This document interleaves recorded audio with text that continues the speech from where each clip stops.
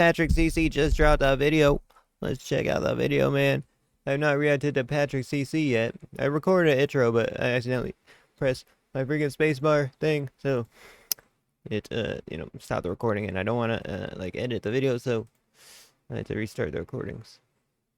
But yeah, let's get right into it, guys. Patrick CC.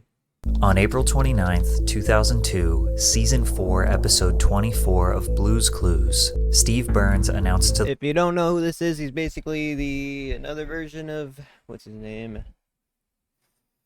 The other guy... the other commentator that makes cool videos like this, bro. ...the world that he was leaving for... I'll try to think of the response, but it's not coming to me right now. college and would be replaced by his brother Joe, but that was a lie. The truth is, Steve Burns never wanted to be on children's television in the first place, and he was finally able to escape. But because of this lie, some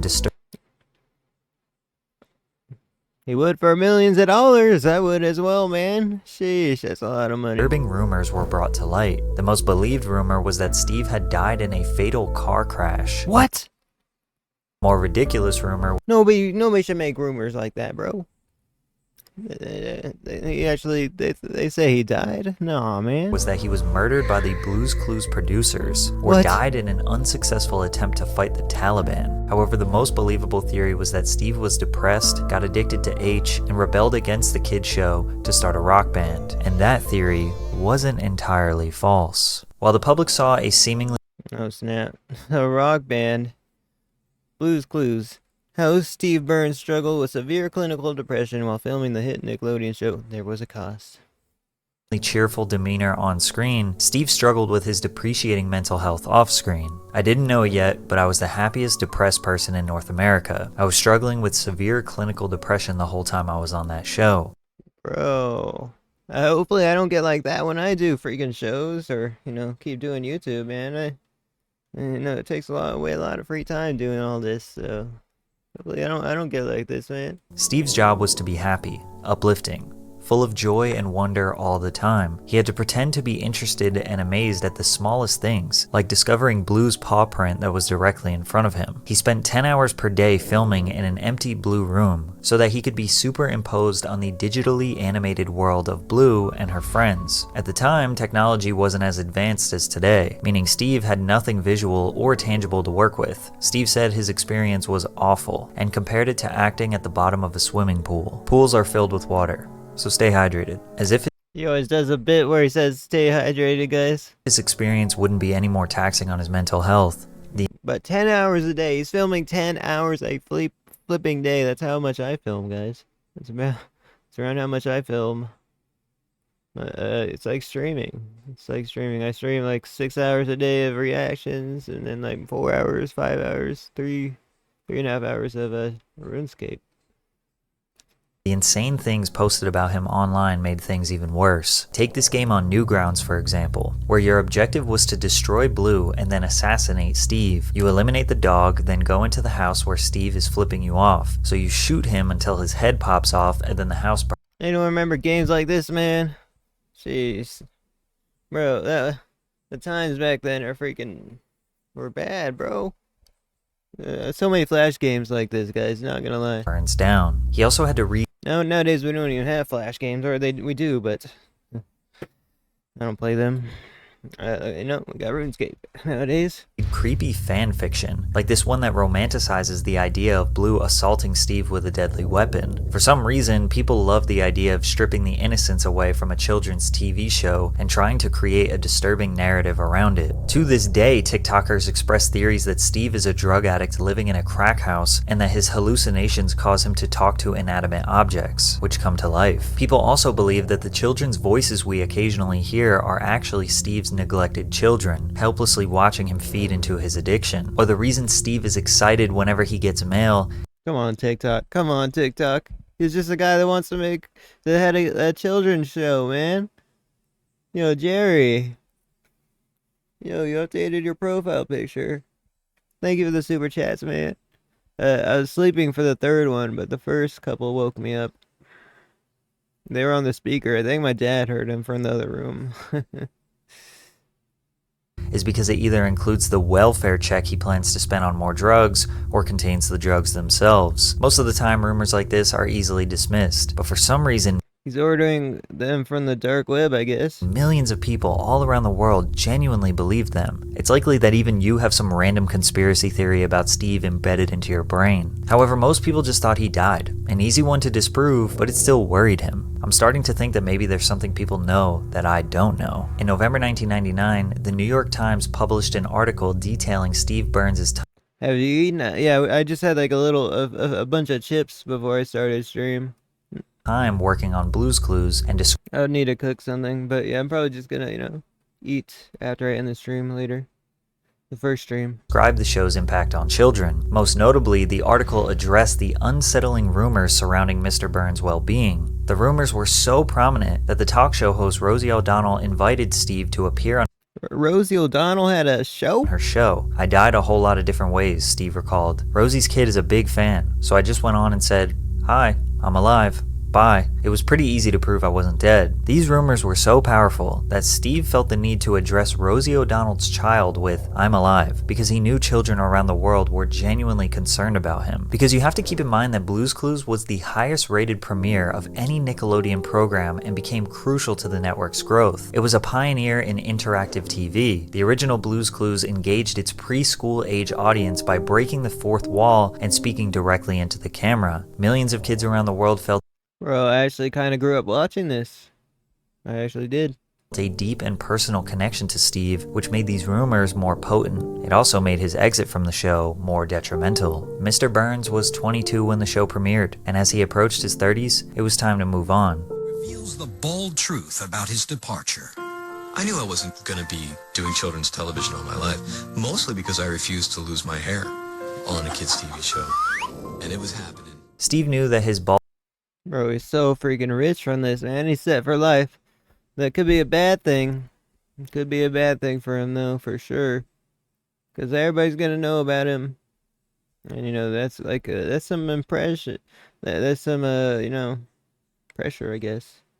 baldness would ruin his boyish look and appeal. The network insisted that he wear a wig, but he refused. Combine this with his depreciating mental health, it was finally time to exit. He told the viewers goodbye in his final send-off, alongside his new replacement Joe, and children around the world thought he was just going to go to college and he would return shortly. They were mistaken. Steve was not off to college. He was about to embark on his journey of being the lead singer of a psychedelic rock band. Steve was interested in music way before Blue's Clues. Steve Burns attended Boyertown Area Senior High School in Berks County, Pennsylvania, graduating in 1992. He played in bands called Sudden Impact, 9 Pound Truck, Dang, so he gets the money to start a band and he starts one. and the Ivies. He continued playing music on the side while pursuing an acting scholarship at DeSales University in the Lehigh Valley. Shortly after being discovered by an agent, Steve dropped out of school and moved to New York City to become a professional actor. In '95, Steve arrived at Nickelodeon under the impression he was auditioning for a voiceover role for a game show, but then later found out it was for a kid show. Steve was a grungy 90s skate rock kid with long hair and earrings, not the ideal fit for the job. Tracy Page Johnson, executive producer and co-creator of Blue's Clues, says that he didn't want to be a children's host. Of the 100 people we auditioned, he was by far the realest. He loved kids, but he didn't want to make a career out of it. Steve didn't want to be on children's television. He wanted to make music, and after he stepped away from the show, he could finally make his dreams a reality. In 1990, 8 years of working before he could pursue his dreams, guys. 8 years of working. So when he was 30, he began to work his dreams. I'm 30, guys. But I didn't start when I was 22. I didn't start my career when I was 22. Kind of, but not really. I was just a RuneScaper staker back then, guys. That's the best job I had so far. Except streamer. Streamer is probably the best one now. Oh, let's play. Keep playing. 1999, Steve walked into a party in New York where he heard the Flaming Lips 1999 album, The Soft Bulletin, for the first time, considered by many to be the Flaming Lips' masterpiece. This moment changed Burns' life. Don't know what the band is. Anyone know what Flaming Lips are? and reignited a passion for music he thought Blue's Clues had burned away. From there, he acquired Pro Tools and started writing songs. I had literally been doing nothing but talking to objects made of felt for 6 years. There was this weird creative constipation going on. Steve wrote roughly 35 songs in one sitting, but selected 12 to feature on his debut album, Songs for Dust Mites. Now it was time to get in. Oh, that definitely looks like an indie kind of, or like album or something that could blow up for sure, for sure. Songs for Dust Mites. So I guess for eating too many hot Cheeto bags. Yeah, I always be eating them. Yeah. They're really good. They're really good. In the studio to record, so he contacted his favorite producer, Dave Fridman, who had worked with the Flaming Lips in the past. Interestingly enough, Fridman had just held a Blue's Clues themed birthday party for his children, so he was eager to see what creative potential Steve had. Bro, he has so much influence, he can just automatically contact the lead of the band for his favorite band, man. That's pretty cool.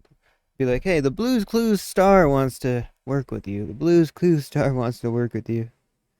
Steve sent Dave some demos, assuming he'd think they sucked, but he got the opposite reaction. Thankfully, it's only 97 degrees where I live today. Bro, it's been like 100, it was 110 yesterday. It's a windy day today. Dave liked it, and he asked if Steven Drozd, the drummer of the Flaming Lips, could come and work on some music with them. In a dream world even Blue's Clues couldn't have imagined, the Flaming Lips wanted to work with Steve. The bassist, Michael Ivins, later joined the team as well, helping engineer several sessions. The lead vocalist, Wayne Coyne, actually approached Steve with the offer to star in a movie he was directing called Christmas on Mars. He was hesitant at first, but ultimately accepted the role. Because of Steve's ridiculous story of leaving a kids show and starting a band, there was a flurry of interest from various record labels. He ultimately signed with Pious Records in late 2002 when a label executive sat him down and said, "This makes sense. I don't know why, but there's a thread of logic between Blue's Clues, the Flaming Lips, and your record." And he was right. I've never heard of Flaming Lips, though. Something about the perfectly innocent image of a children's show, combined with the amount of insane rumors surrounding Steve, leading to being a frontman of a psychedelic rock band, was a crazy story. Cool, I really do like the logo, though. Storyline. Burns professionally entered the world of rock music following the release of his indie rock album Songs for Dust Mites in August of 2003. Although the 12-track album did not garner much commercial success, it received praise from critics, as Pitchfork gave the project a 7.8 out of 10, and complimented Burns's Pitchfork reviewed him, man. That's going places. lyrical insight and gift for writing and arranging endlessly listenable pop songs. You can actually hear one of the songs from the album, Mighty Little Man, as the opening theme for the CBS series Young Sheldon. Despite releasing music and Yo, I actually kind of saw that back in the day. I saw like a few episodes. He got on Young Sheldon. He was the opening song for Young Sheldon. starring in a horror comedy film called Netherbeast, rumors surrounding Steve's death resurfaced on the internet again. Burns told MTV in late 2007 that he was starting to take it personally. "I guess the world would prefer that I was dead, but I'm not listening. I should really just create a website with my vital statistics on it. It could be live. There has to be a way I can hook up a heart monitor to my computer just to let people know I'm alive." To this day, Steve's Instagram handle is Steve Burns Alive, with a bio that reads, "I've seen the meme." Unfortunately for Steve, he didn't exactly become the rock star he dreamed of being. Most of his buzz from his first project was earned due to the juxtaposition of his Blue's Clues career. After that, he started another band, Steve Burns and the Struggle, alongside the Flaming Lips Steven Drozd and A Million Billion frontman Ryan Smith. The collective released an album, Deep Sea Recovery. Bro. Definitely going through the motions as a musician, it seems. We started a whole nother band. Well, that does look like another cool album cover, though, not gonna lie. Recovery efforts in 2009, but it failed to do anything substantial. For many years, Steve disappeared from the spotlight. Slowly but surely, rumors of his death, addiction, and God knows what else made their way back onto the internet. But in 2017, Steve got a call that he never thought he would get. Nickelodeon gave the original creators of Blue's Clues permission to develop a reboot of the series after multiple failed attempts. Nickelodeon posted a video announcing that they were looking for a new host of the show. Steve helped the creators during the casting process, and after 1,000 auditions, they eventually selected Josh De La Cruz, who was an understudy for Disney's Aladdin on Broadway. No way, he worked with Blue's Clues again, bro. That's pretty cool. For 5 years. De La Cruz would play Steve and Joe's cousin, Josh. Steve was initially reluctant to continue his association with the show, but was persuaded by its fans on social media to write, direct, and appear on the show. The reboot, Blue's Clues and You, has been a huge success following its premiere. Produced They redesigned Blue. It looks different, bro. His head is a little bit smaller, I think. 4 seasons before being renewed for a 5th early last year. Let's go, let's go. New Blue Clues. Shouldn't it have aired already? The season's still going on, actually. Keep in mind, most people had no idea this even happened. Unless you have kids or very young siblings, you probably never knew that Steve returned to the show. But in 2021, Nick Jr.'s Twitter account posted a video for the 25th anniversary of Blue's Clues featuring Steve, and we all thought he had That's a lot of impressions, 1.9 mil likes, 70k bookmarks. 500,000 retweets, man. This guy's pretty famous. returned from the dead. Hi.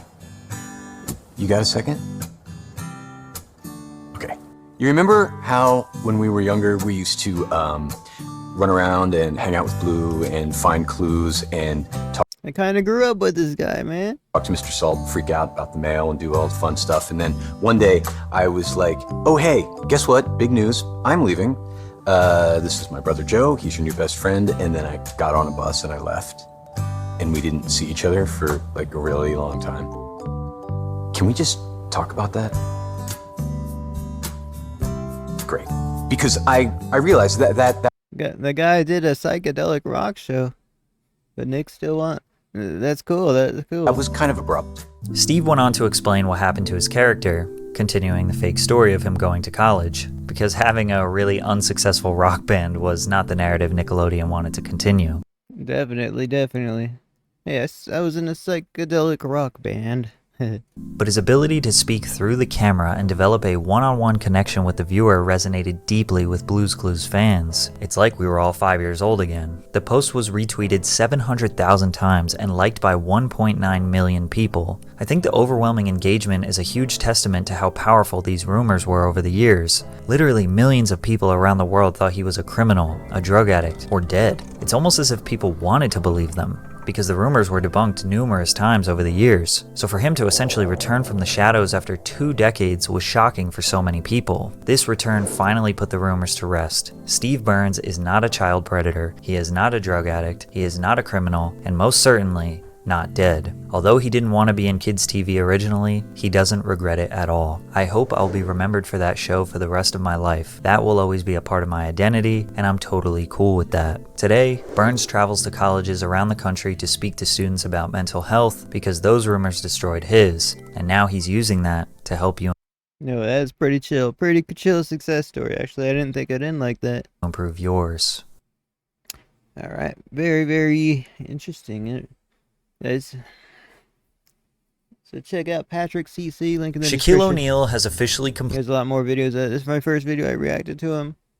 And yeah, peace out everyone. See you next video.